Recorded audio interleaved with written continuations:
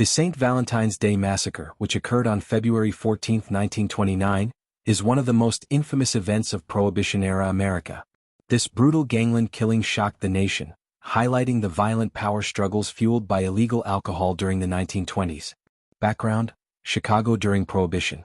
Prohibition era. With the 18th Amendment, 1920, banning alcohol, organized crime in cities like Chicago boomed, as gangs fought for control over the lucrative bootlegging industry.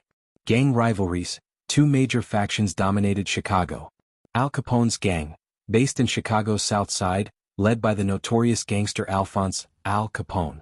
Bugs Moran's North Side gang, led by George Bugs Moran, controlling the North Side liquor trade. Turf wars. Competition for control over alcohol distribution led to constant violence, extortion, and murders. The Massacre.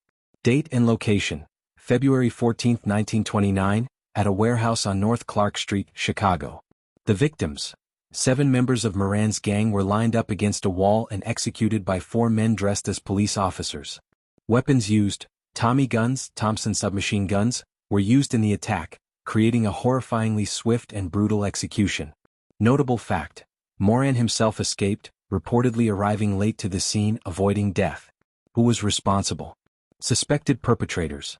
Most historians believe the massacre was orchestrated by Al Capone to eliminate Moran's gang and consolidate control over Chicago's bootlegging operations.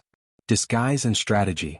The killers dressed as police officers to gain access and confuse witnesses, demonstrating careful planning.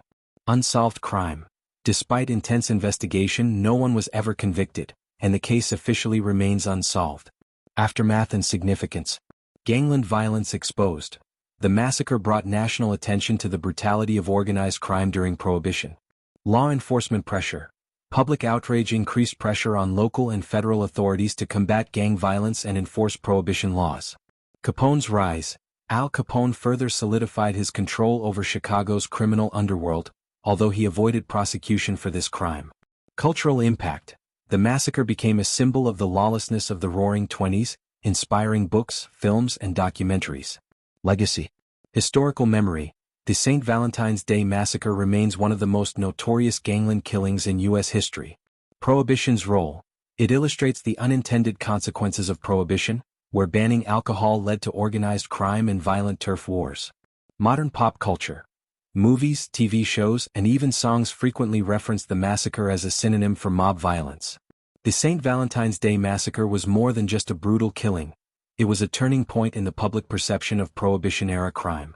The event demonstrated how organized crime thrived in the absence of legal alcohol, leading to widespread violence and corruption. Today it stands as a chilling reminder of the dark side of the Roaring Twenties.